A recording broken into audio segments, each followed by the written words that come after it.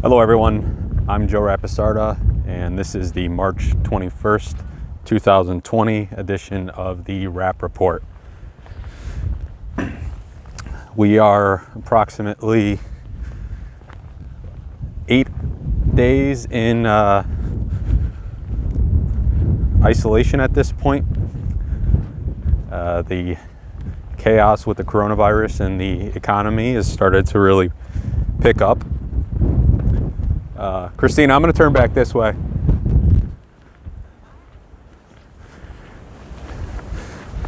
We are now in the midst of cases coming more known in the U.S.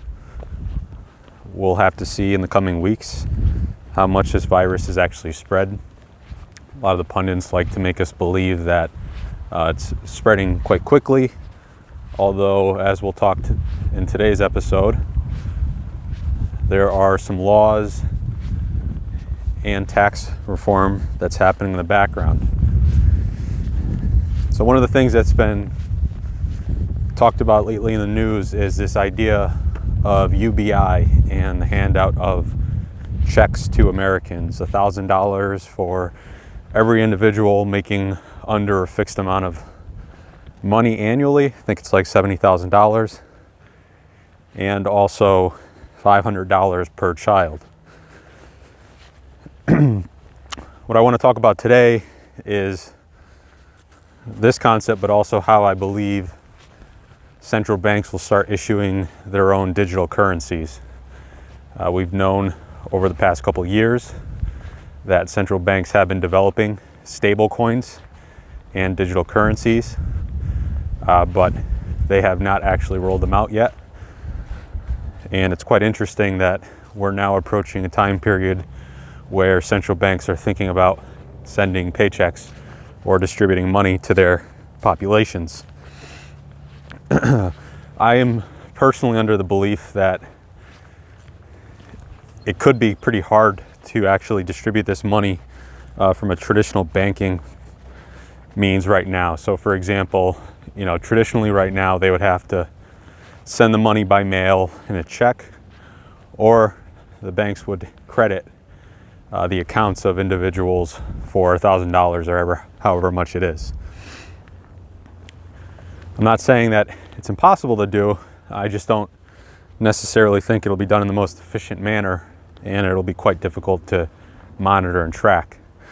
But what I want to talk about now is a blog post that the IMF had actually released February, I believe it's February of last year, 2019, on how central banks can go below 0% interest rate and make that work. I'm going to read 2 paragraphs from this blog post, and I think that'll, there we go. All right, that'll clear stuff up from here. All right, so this is from the blog post itself. The IMF quotes, makes a statement and quote, "One option to break through the zero lower bound would be to phase out cash, but that is not straightforward. Cash continues to play a significant role in payments in many countries. To get around this problem, in a recent IMF staff study and previously researched, we examined a proposal for central banks to make cash as costly as bank deposits with negative interest rates, thereby making deeply negative interest rates feasible while preserving the role of cash. The proposal is for central banks to divide the monetary base into 2 separate local currencies, cash and electronic money, otherwise known as e-money. E-money would be issued only electronically and would pay the policy rate of interest, and cash would have an exchange rate, the conversion rate against e-money. This conversion rate is key to the proposal. When setting a negative interest rate on e-money, the central bank would let the conversion rate of cash in terms of e-money depreciate at the same rate as a negative interest rate on e-money. The value of cash would thereby fall in terms of e-money." And then they give an example. To illustrate, suppose your bank announced a negative 3% interest rate on your bank deposit of $100 today. Suppose also that the central bank announced that cash dollars would now become a separate currency that would depreciate against e-dollars by 3% per year. The conversion rate of cash dollars into e-dollars would hence change from 1 to 97 cents over the year. After a year, there would be 97 e-dollars left in the bank account. Sorry, 97 e-dollars, not cents. If you instead took out 100 cash dollars today and kept it safe at home for a year, exchanging into e-money after that year would also yield 97 e-dollars. So let's break this down and talk about what that actually means. Essentially what the IMF is saying to central banks and the public is that this process would work by creating a new form of money called e-money. So that in society you would have e-money, what you see essentially on your computer screen that the bank has, and also physical cash, just like there is today. Except the e-money, I imagine, would take the role as money in your PayPal account or like money in your Venmo, and cash would be considered different. Now what they're saying on top of that is that you can tax physical cash for the conversion into actual e-money. So the main form of currency in this world would be this e-money that they talk about, the electronic money. And if you held physical cash at your home, in your wallet, in a safe, and you needed to convert it back into e-money, for example, depositing it into an ATM to now put this electronic money into your account or to spend it at stores, it would depreciate by the actual negative interest rate set by that central bank. So what they're trying to do is disincentivize holding physical cash and to incentivize the use and spending in this new e-money that they talk about.